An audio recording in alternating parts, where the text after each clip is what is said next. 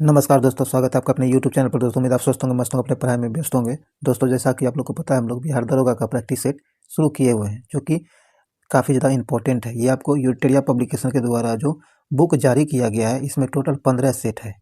तो हम लोग इसमें जो है 9 टेस्ट देख चुके हैं। अगर आप नहीं देख पाए हैं तो उसके प्ले लिस्ट का लिंक जो है डिस्क्रिप्शन में दे दिया गया है, उसे जाकर जरूर देखिए ताकि इसका फ़ायदा आपको मिल सके। और प्रत्येक टेस्ट को शुरू से अंत तक जरूर देखिए ताकि इसका फ़ायदा मिले, क्योंकि आधा अधूरा टेस्ट लगाने से क्या फ़ायदा है। पूरा टेस्ट लगाइए। और टेस्ट लगाने से पहले सबसे इम्पोर्टेंट बात यह है कि आप जब भी टेस्ट लगाते हैं तो कॉपी कलम के साथ बैठा कीजिए। जो भी आपको नहीं आता है उसे आप नोट कर लीजिए, जो भी एक्स्ट्रा फैक्ट बताया जाता है उसे ज़रूर नोट कर लीजिए, ताकि जब कभी भी आपको इसकी ज़रूरत पड़े तो आप कॉपी में देख सकते हैं। तो इसीलिए कॉपी कलम के साथ टेस्ट लगाना शुरू कीजिए। देखिए इसका फ़ायदा आपको ज़रूर मिलेगा। और प्रत्येक दिन एक एक टेस्ट लगाते रहिए, ताकि जब भी एग्ज़ाम आए, जब तक में एग्ज़ाम आएगा तो समझिए तब तक में आप पूर्ण रूप से आपकी तैयारी हो चुकी होगी। तो इसीलिए प्रत्येक दिन एक एक टेस्ट ज़रूर लगाया कीजिए। तो चलिए इस टेस्ट को शुरू करते हैं। दोस्तों टेस्ट शुरू करने से पहले अगर आप चैनल पर नए हैं तो चैनल को सब्सक्राइब करके घंटी दबा लीजिए, ताकि आने वाली वीडियो का नोटिफिकेशन आपको आसानी से मिल सके। और अपने दोस्तों को शेयर ज़रूर कीजिए।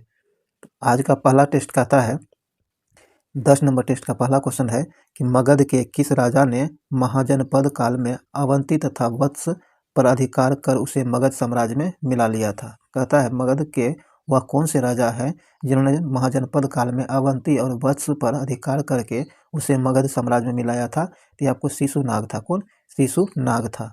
तो यहाँ सी नंबर से आंसर होगा शिशुनाग। आगे कहता है गंडमक। गंडमक की संधि से निम्न में से किस युद्ध की समाप्ति हुई थी। गंडमक की संधि जो हुई थी, इसमें किस युद्ध की समाप्ति हुई थी? ये द्वितीय आंग्ल अफगान युद्ध। क्या है? द्वितीय आंग्ल अफगान युद्ध जो है यह समाप्त हुआ था। तो सी नंबर से आंसर हो जाएगा। और ये द्वितीय आंग्ल अफगान युद्ध जो है इसका समय क्या था? तो इसका समय जो था 1878 1878 से लेकर के 80 तक, 1880 तक यह युद्ध चला था। ये ध्यान में रखिएगा। तो यहाँ सी नंबर से आंसर हो जाएगा। आगे का उत्तराधिकारी के युद्ध में औरंगजेब ने दारा शिकोह को किस युद्ध में अंतिम रूप से पराजित कर दिल्ली में अपना राज्याभिषेक कराया था। तो यह अपना राज्याभिषेक जो कराया था देवराय के युद्ध में। देवराय के युद्ध में। तो यहाँ आपको ए नंबर से आंसर हो जाएगा। और ये देवराय का जो है दारा शिकोह का अंतिम युद्ध था, और ये हुआ था कब? आपको 1659 में। कब? 1659 में। ये ध्यान रखिएगा। चलिए आगे बढ़ते हैं हम लोग। कहता निम्न में से किस आधुनिक भारत का कहता निम्नलिखित में से किसे आधुनिक भारत का प्रथम राष्ट्रवादी कवि माना गया है। तो राष्ट्रवादी भारत का प्रथम राष्ट्रवादी कवि जो माना गया है, यह माना गया आपको हेनरी डेरोजियो को। किसे? हेनरी डेरोजियो को। सी नंबर से आंसर हो जाएगा। चलिए आगे है। आगे कहता है यदि राजकोषीय घाटे में से ब्याज भुगतान को कम कर दिया जाए तो शेष क्या रहेगा? तो शेष जो रहेगा उसे क्या कहते हैं? उसे प्राथमिक घाटा कहा जाता है। क्या कहा जाता है? प्राथमिक घाटा कहा जाता है। सी नंबर से आंसर हो जाएगा। आगे कहता है कोर उद्योग सूचकांक का आधार वर्ष निम्न में से क्या है? कोर उद्योग सूचकांक जो है इसका आधार वर्ष क्या है? तो इसका आधार वर्ष आपको वर्तमान में 2010-11-12 सॉरी 2011-12 है। क्या? 2011-12 है। सी नंबर से आंसर हो जाएगा। आगे कहता है गन्ने के उचित एवं लाभकारी मूल्य की गणना निम्न में से कौन अनुमोदित करता है। कहता है गन्ने के उचित एवं लाभकारी मूल्य जो है इसकी गणना निम्न में से कौन अनुमोदित करता है? तो ये आपको आर्थिक मामलों के मंत्रिमंडल समिति के द्वारा किया जाता है। तो यहाँ डी नंबर से आंसर हो जाएगा। डी नंबर से आंसर हो जाएगा।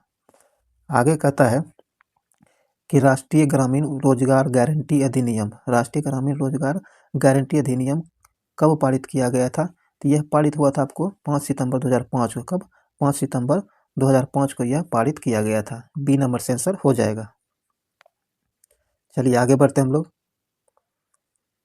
आगे कहता है भगवती समिति निम्न में से किससे संबंधित है? भगवती समिति जो है यह किससे संबंधित है ये आपको बताना है।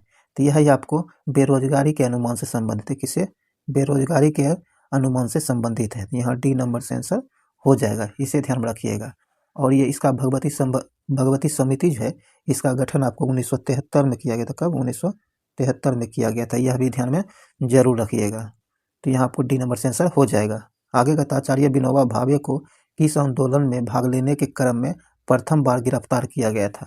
आचार्य विनोबा भावे जो है, इन्होंने वह कौन सा आंदोलन था जिसमें भाग लिया था, जिसमें इसे प्रथम बार गिरफ्तार कर लिया गया था? तो यह आंदोलन था आपको सविनय अवज्ञा आंदोलन। कौन है? सविनय अवज्ञा आंदोलन। तो यहाँ डी नंबर से आंसर हो जाएगा, सविनय अवज्ञा आंदोलन। सविनय अवज्ञा आंदोलन जो है, इसकी शुरुआत कब हुई थी? तो इसकी शुरुआत जो है आपको हुआ था 6 अप्रैल। कब? 6 अप्रैल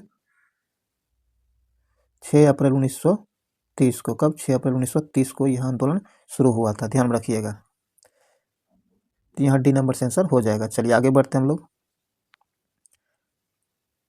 आगे कहता है कि जलियांवाला बाग हत्याकांड जांच हेतु गठित समिति में निम्नलिखित में से कौन शामिल नहीं था? ध्यान रखिएगा, जलियांवाला बाग हत्याकांड जो हुआ था उसकी जांच के लिए एक समिति का गठन किया गया था, उसमें कौन शामिल नहीं था ये आपको बताना है। तो ये आपको बता दें, इसमें महात्मा गांधी जी शामिल नहीं थे। डी नंबर सेंस होगा महात्मा गांधी। और ये जलियांवाला बाग हत्याकांड हुआ कब था? तो हुआ था ये 13 अप्रैल को। कब? 13 अप्रैल 1919 को। कब? 13 अप्रैल 1919 को यह जो है विद्रोह हुआ था, ध्यान रखिएगा, यह हत्याकांड हुआ था। चलिए आगे बढ़ते हैं। इसमें कहता है किस संस्था ने 1875 में हाउस ऑफ कॉमन्स में एक याचिका प्रस्तुत करते हुए ब्रिटिश संसद में भारत के प्रत्यक्ष प्रतिनिधित्व की मांग की थी? तो प्रतिनिधित्व जो मांग किया था, यह मांग किया था पूना सार्वजनिक सभा ने। किसने? पूना सार्वजनिक सभा ने यह मांग किया था। तो ए नंबर से आंसर हो जाएगा पूना सार्वजनिक सभा। चलिए, और ये पूना सार्वजनिक सभा की स्थापना कब हुई थी? तो ये हुआ था 2 अप्रैल को। कब? 2 अप्रैल को। 2 अप्रैल 1870 को। कब? 1870 को। 2 अप्रैल 1870 को महादेव गोविंद रानड़े के द्वारा किया गया था। ये देखो, ध्यान रखिएगा। चलिए आगे बढ़ते हैं।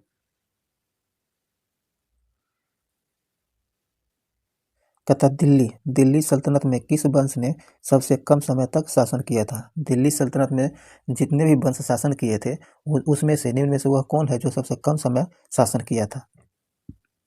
तो यह खिलजी वंश था। कौन? खिलजी वंश था। यह सबसे कम शासन इसी का रहा है। तो सी नंबर से आंसर होगा खिलजी वंश। चलिए आगे कहता है कि निम्न में से क्या है कि निम्न में से किस स्तूप का संबंध बुद्ध के जीवन की घटना से नहीं है? कहता निम्नलिखित में से वो कौन सा स्तूप है जिसका संबंध बुद्ध के जीवन से नहीं है? तो इसका सही आंसर हो जाएगा सांची। सांची स्तूप का संबंध बुद्ध के जीवन से नहीं है। तो डी नंबर से आंसर हो जाएगा। आगे कहता है जुलाई 1858 में अमर सिंह जुलाई 1858 में अमर सिंह द्वारा जगदीशपुर में गठित समांतर सरकार का प्रधान कौन था? तो इस समय समांतर सरकार का प्रधान जो था ये था आपको हरिकिशन सिंह। कौन? हरिकिशन सिंह। सी नंबर से आंसर हो जाएगा। आगे कहता गांधी इरविन समझौता में किस नेता ने महत्वपूर्ण भूमिका निभाई थी? गांधी इरविन समझौता जो हुआ था इसमें किस नेता जो है महत्वपूर्ण भूमिका निभाया था? तो ये निभाया था आपको M.R. जयकर। कौन? M.R. जयकर और तेज बहादुर सप्रू, ये दोनों ने महत्वपूर्ण भूमिका निभाई थी। डी नंबर से आंसर हो जाएगा। और ये आपको गांधी इरविन समझौता हुआ कब था? तो 1931 में हुआ था, ध्यान रखिएगा। चलिए आगे है।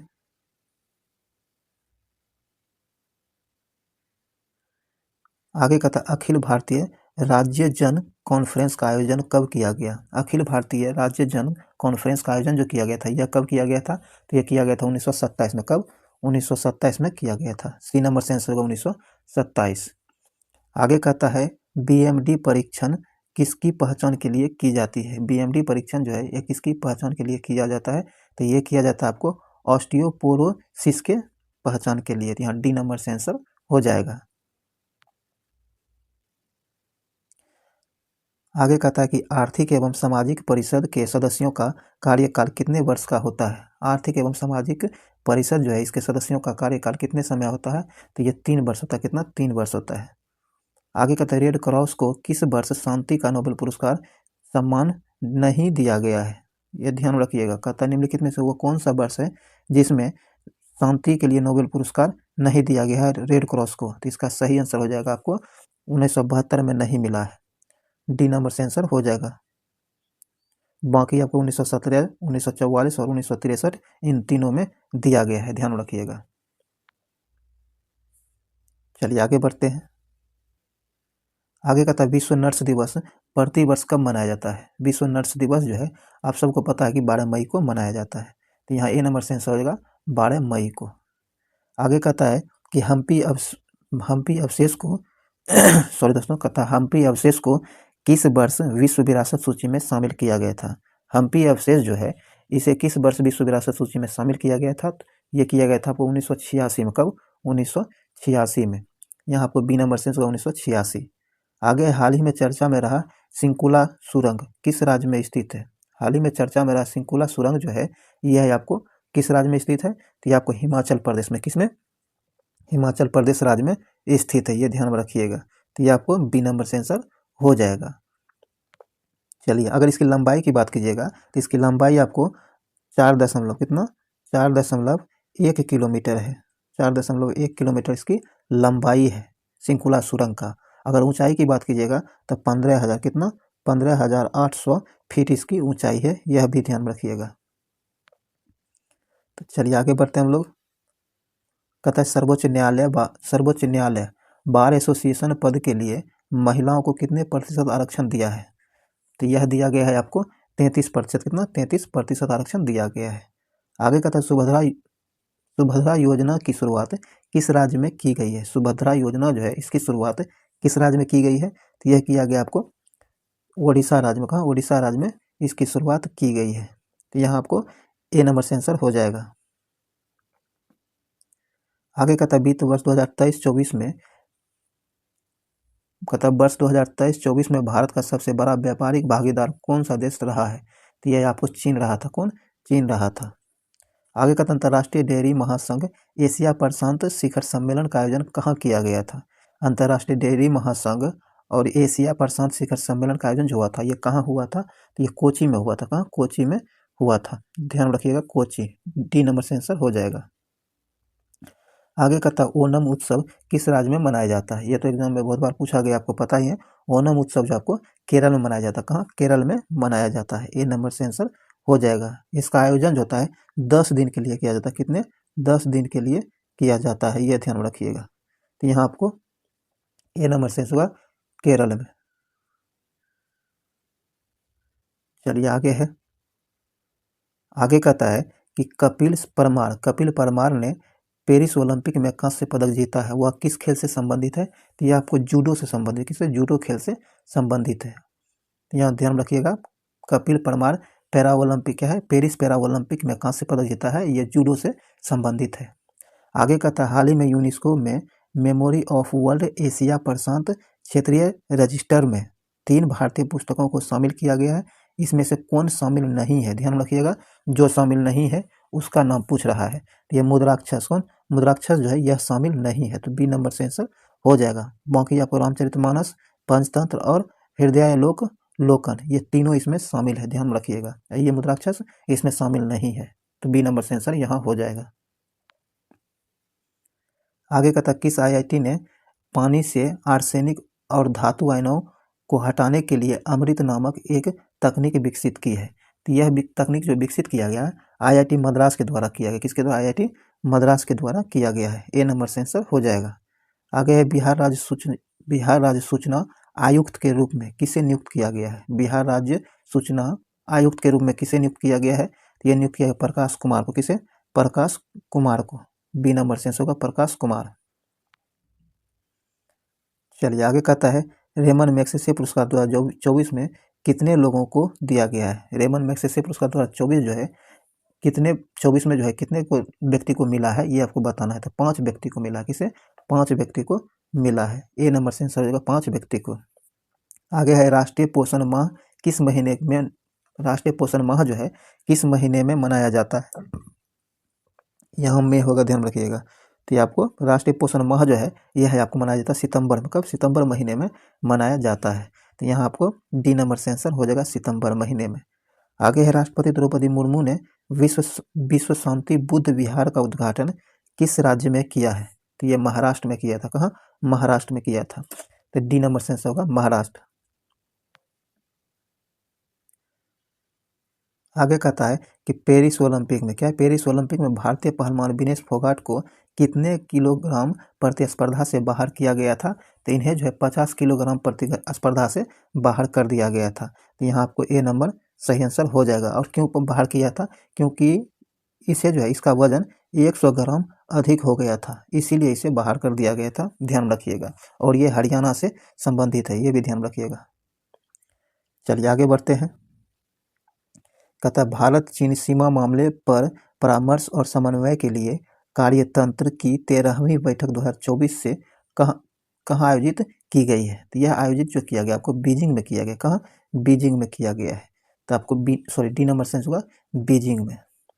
आगे है भारत का पहला स्वदेशी रूप से विकसित प्रदूषण नियंत्रण पोत का नाम क्या है, जिसे हाल ही में लॉन्च किया गया है? कहता हुआ भारत का पहला स्वदेशी रूप से निर्मित प्रदूषण नियंत्रण पोत का नाम क्या है, जिसे हाल ही में लॉन्च किया गया है? तो इसका नाम समुद्र प्रताप है। क्या है? समुद्र प्रताप इसका नाम रखा गया है। डी नंबर से आंसर हो जाएगा समुद्र प्रताप।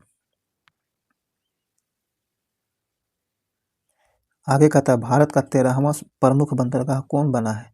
भारत का 13वां प्रमुख बंदरगाह जो है कौन बना है? तो ये बधावन बना है। कौन? बधावन बना है। बी नंबर सेंस होगा बधावन बंदरगाह। और यह महाराष्ट्र में स्थित है। कहाँ? महाराष्ट्र में स्थित है, ये भी ध्यान रखिएगा। चलिए आगे है।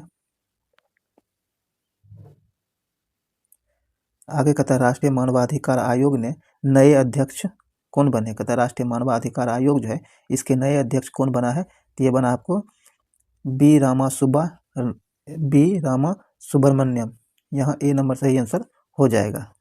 आगे कहता हाल ही में प्रसिद्ध तबला वादक जाकिर हुसैन का निधन हुआ है, तो हो गया है। तो इन्हें किस वर्ष भारत सरकार द्वारा पद्म भूषण से सम्मानित किया गया था? तो इन्हें जो है 2002 में भारत सरकार के द्वारा पद्म भूषण पुरस्कार से सम्मानित किया जा चुका है। यहाँ सी नंबर से आंसर हो जाएगा। और इन्हें 1988 में पद्मश्री सम्मान से भी सम्मानित किया गया है, यह भी ध्यान रखिएगा। और पद्म विभूषण इन्हें 2023 में, कब? 2023 में पद्म विभूषण 2023 में, यानी पद्म से रिलेटेड पद्म भूषण, पद्म विभूषण और पद्मश्री, ये सारे अवार्ड इन्हें मिल चुका है, तो ध्यान रखिएगा। इनका निधन जो है 73 वर्ष के उम्र में हुआ था। चलिए आगे बढ़ते हैं। कहता हाल ही में किस राज्य की विधानसभा ने बाल विवाह निषेध विधेयक 2024 पारित किया है, जिसमें महिलाओं के लिए विवाह की न्यूनतम उम्र 18 वर्ष से बढ़ाकर 21 वर्ष कर दी गई है? तो यह किया है हिमाचल प्रदेश ने। किसने? हिमाचल प्रदेश ने किया है। बी नंबर से आंसर हो जाएगा। आगे कहता निम्न में से कौन सा शब्द तत्सम का उदाहरण नहीं है? कहता निम्नलिखित में से वह कौन सा शब्द है जो तत्सम का उदाहरण नहीं है? तो मत्स्य जो है आपको तत्सम का उदाहरण है। क्या है? तत्सम का उदाहरण है। तो ये आपको मत्स्य जो है तत्सम का उदाहरण है। ये नंबर से उसका मत्स्य। आगे कहता उपकार शब्द में कौन सा उपसर्ग है? उपकार शब्द जो है इसमें कौन सा उपसर्ग है? तो इसमें आपको उप है। क्या है? उप जो है आपको उपसर्ग है, उप उपसर्ग है। डी नंबर से आंसर हो जाएगा। आगे है कि निम्न में से कौन सा शब्द प्रश्नवाचक सर्वनाम है? कहता निम्नलिखित में से वो कौन सा शब्द है जो प्रश्नवाचक सर्वनाम है? तो ये आपको कौन है। क्या है? कौन।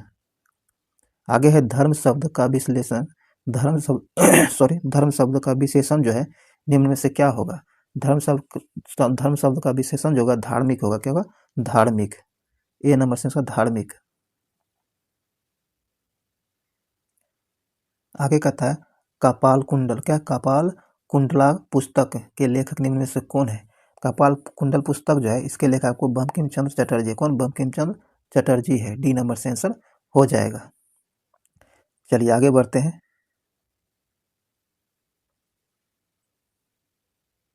आगे कहता choose the correct passive from of the following sentence.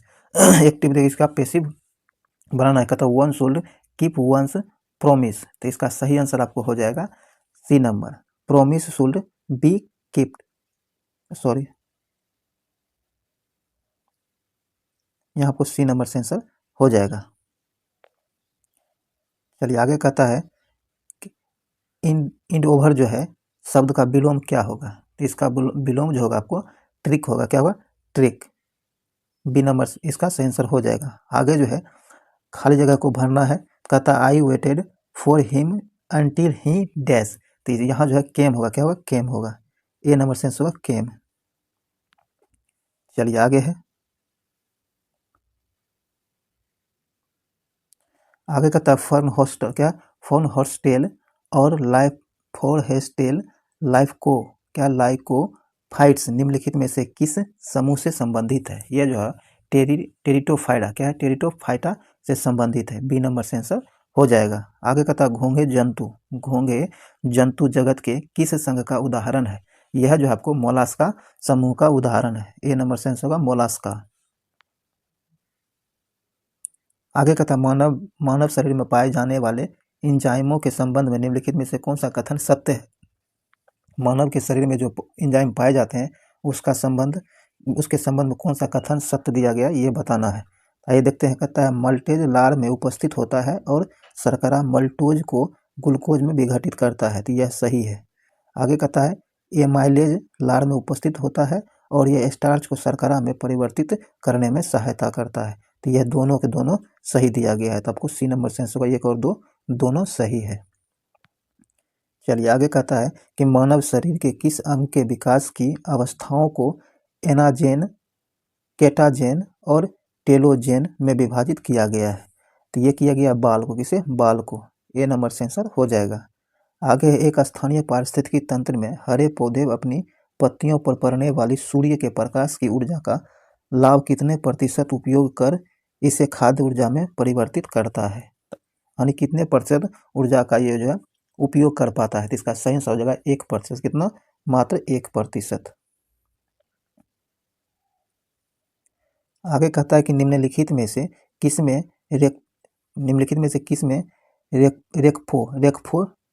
रेक्फोरटाइन सी पाया जाता है। रेक्फोरटाइन सी पाया जाता है तो ये पनीर में, किसमें, पनीर में पाया जाता है। बी नंबर से इसका पनीर में।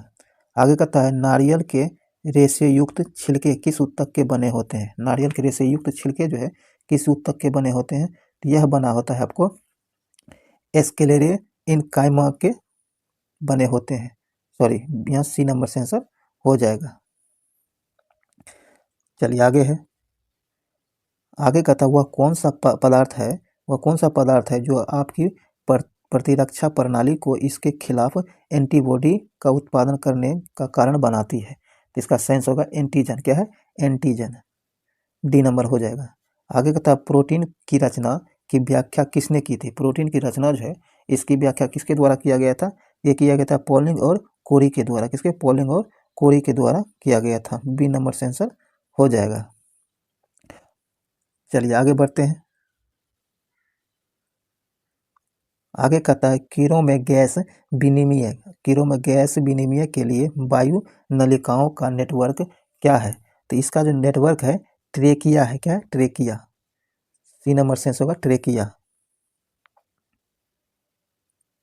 आगे है कि परमाणुओं में क्षणिक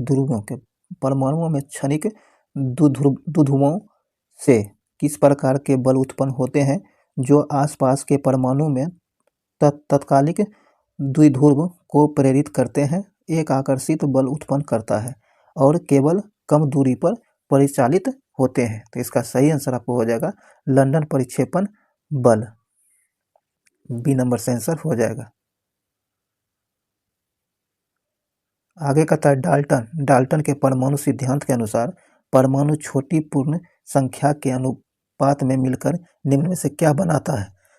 तो यह जो बनाता है आपको यौगिक बनाता है। क्या, यौगिक बनाता है। सी नंबर से आंसर होगा यौगिक। आगे कहता है निम्नलिखित में से कौन सी क्षारीय मृदा धातु नहीं है। तो इसका सेंस हो जाएगा आपको बी नंबर। चलिए आगे बढ़ते हैं। कहता निम्न वो कौन सा क्षारीय मृदा है जो मृदा धातु नहीं है। क्या है, मृदा धातु नहीं है। तो इसका सही आंसर आपको हो जाएगा बी, सोडियम। क्या है, सोडियम नहीं है। चलिए आगे बढ़ते हैं। निम्नलिखित में से कौन सा सहसंयोजक यौगिक है। सहसंयोजक यौगिक जो है आपको हाइड्रोक्लोराइड का हाइड्रोजन क्लोराइड है। ए नंबर से होगा हाइड्रोजन क्लोराइड। आगे कहता है कि कार्बनिक रसायन विज्ञान में निम्नलिखित में से कौन सा एक अनुभवजन्य नियम है जिसका उपयोग एल्केन्स और एल्काइंस की इलेक्ट्रॉन रागी संकलन अभिक्रियाओं की रेडियो सेलेक्टिविटी के पूर्वानुमान के लिए किया जाता है।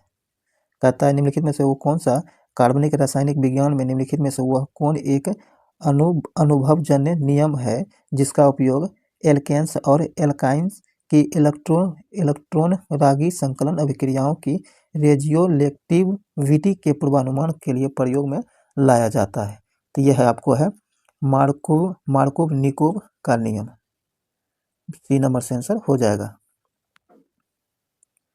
आगे निम्नलिखित में से उस विकल्प का चयन कीजिए जो लेड नाइट्रेट की अपघटन अभिक्रिया का एक उत्पाद नहीं है। तो इसका सही आंसर हो जाएगा आपको नाइट्रोजन। कौन? नाइट्रोजन। बी नंबर से आंसर हो जाएगा।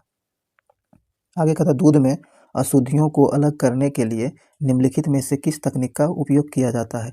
दूध से अशुद्धियों को अलग करने के लिए किस तकनीक का प्रयोग किया जाता है? तो यह किया जाता है आपको स्तंभ क्रोमेटोग्राफी का। ए नंबर से आंसर हो जाएगा। चलिए आगे है। आगे कहता निम्नलिखित में से कौन सा अवसादी खनिज जिसे सभी लोग लवण के रूप में जानते हैं आमतौर पर ऐसी शुष्क जलवायु में बनता है जहां समुद्र का पानी वाष्पित हो जाता है? सॉरी दोस्तों, ये आपको क्या होगा? हेलाइट। क्या होगा? हेलाइट। डी नंबर से आंसर होगा हेलाइट।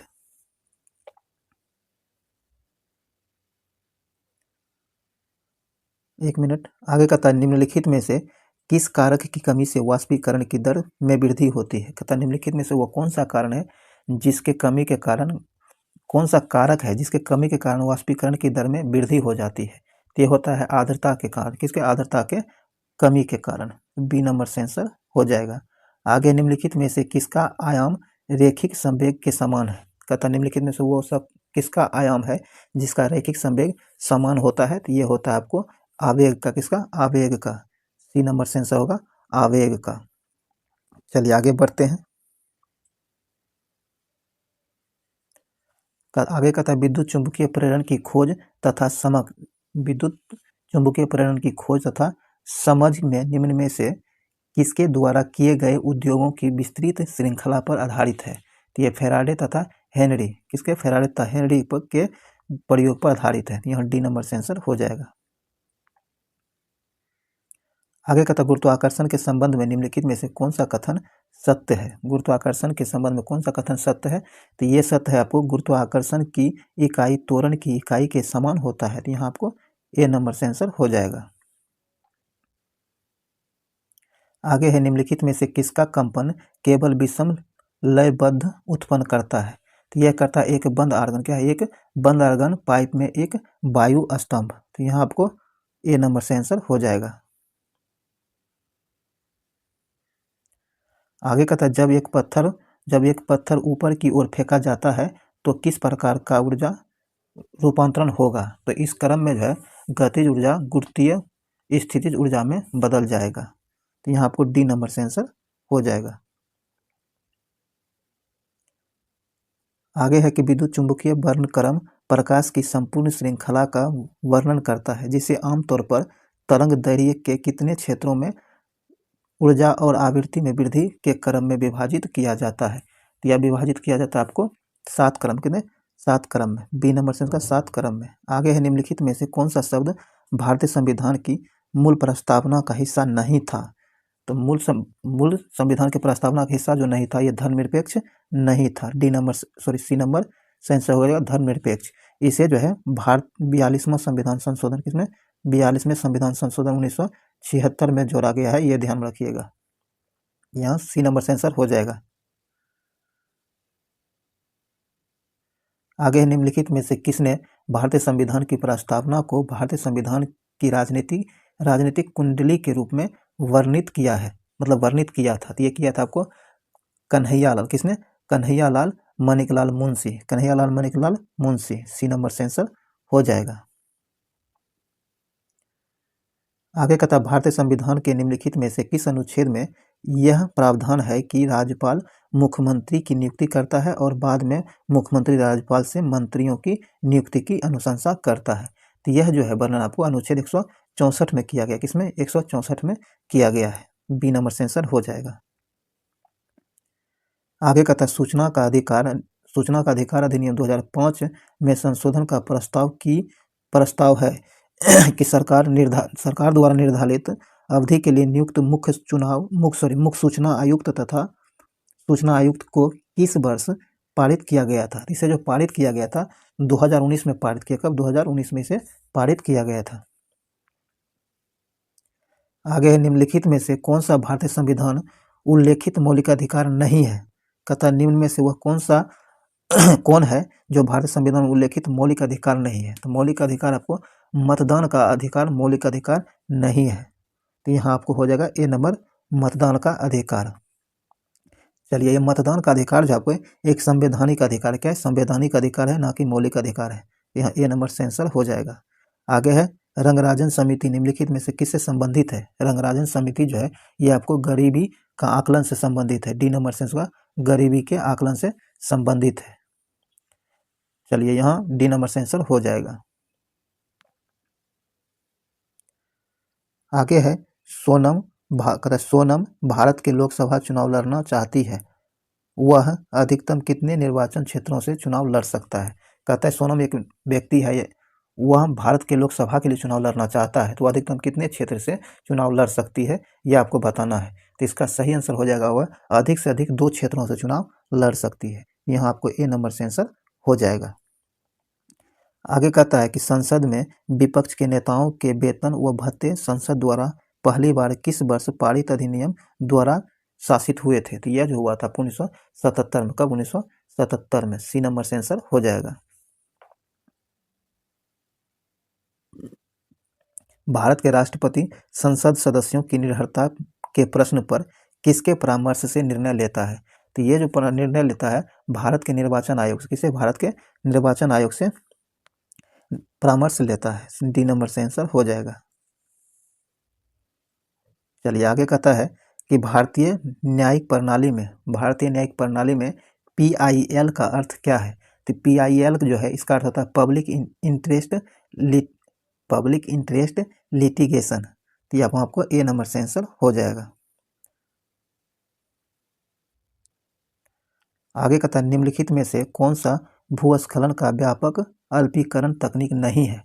तो ये व्यापक भूस्खलन जो है इसका व्यापक अल्पीकरण तकनीक जो नहीं है, ये आपको भूस्खलन को रोकने के लिए वनस्पति आवरण में कमी। तो यहाँ डी नंबर से आंसर हो जाएगा। आगे कहता निम्नलिखित में से कौन सा पुराने कुओं के सूखने में योगदान देने वाला प्राथमिक कारक है? तो इसका सही आंसर हो जाएगा आपको आसपास के इलाकों में काफ़ी संख्या में बोरिंग पंप लगा दिए गए हैं, इसी कारण से कुएं के सूखने में योगदान मिला है। सी नंबर से आंसर होगा, क्योंकि यहाँ जो है देखिए जब लोग बोरिंग का उपयोग करने लगा है तो कुआं उस उपयोग में रह नहीं गया है, धीरे धीरे वह खत्म हो गया है। ये भी ध्यान रखिएगा। तो यहाँ सी नंबर से आंसर हो जाएगा।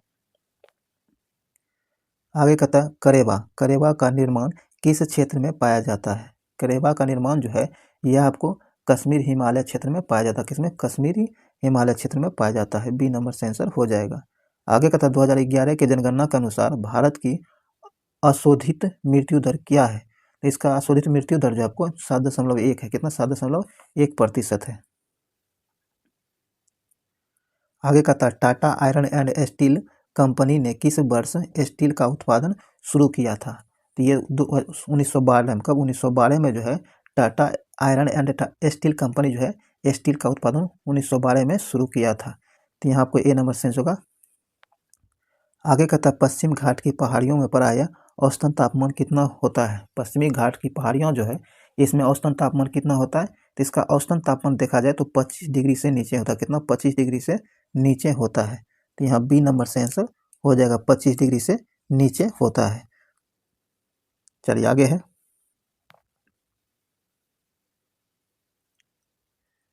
आगे कहता है जलोढ़ मिट्टी के बारे में निम्नलिखित में से कौन सा कथन सही नहीं है? जलोढ़ मिट्टी जो है इसके बारे में कौन सा कथन सही नहीं है, ये आपको बताना है। तो इसका सही जो नहीं है ये आपको हिमालयी क्षेत्र में हमें जलोढ़ मिट्टी पाई जाती है, यह जो है सही नहीं है। सी नंबर से आंसर हो जाएगा।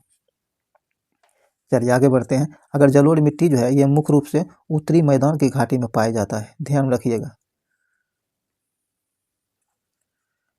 आगे कहता है कि निम्नलिखित में से कौन सी दुनिया की सबसे ऊंची नौगम्य झील है? दुनिया की सबसे ऊंची नौगम्य झील आपको टीटीकाका है। कौन? टीटीकाका है। ए नंबर से आंसर हो जाएगा टीटीकाका। चलिए आगे कहता है निम्नलिखित में से कौन भारत और चीन के बीच स्थित एक पहाड़ी दर्रा है? तो ये आपको काराकोरम, कौन? काराकोरम है। सी नंबर से आंसर होगा काराकोरम। आगे है चंद्रमा द्वारा, क्या चंद्रमा पृथ्वी का एक चक्कर पूरा करने के साथ ही अपनी ध्रुव पर डैश चक्कर पूरा करता है? तो पृथ्वी का एक चक्कर लगाता है और अपने धुरी का भी एक चक्कर लगाता है। तो ए नंबर से आंसर हो जाएगा। आगे जो है आपको यहाँ मैथ दिया गया है, तो इसका आंसर ले लीजिए, आप इसे सॉल्व जरूर कर लीजिएगा। तो इस यहाँ जो आपको 96 का बी हो जाएगा और ये आपको 97 का सी, सॉरी ए हो जाएगा, 97 का ए हो जाएगा।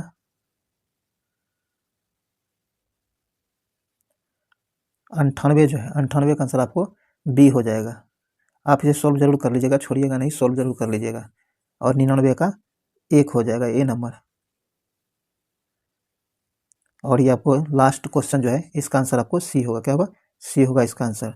तो उम्मीद है ये वीडियो आपके लिए यूजफुल रहा होगा। अगर आपको लगता है ये यूजफुल है तो लाइक शेयर कर दीजिए ताकि मैक्सिमम लोगों तक पहुंच सके। और अभी तक इससे पहले जितने भी टेस्ट हुआ है नहीं दे पाए, उसके प्ले लिस्ट का लिंक आपको डिस्क्रिप्शन में दे दिया गया, उसे जाकर जरूर लगाइए। तो चलिए इस वीडियो को यहीं समाप्त करते हैं, फिर मिलते हैं अगले वीडियो में। तब तक के लिए जय हिंद।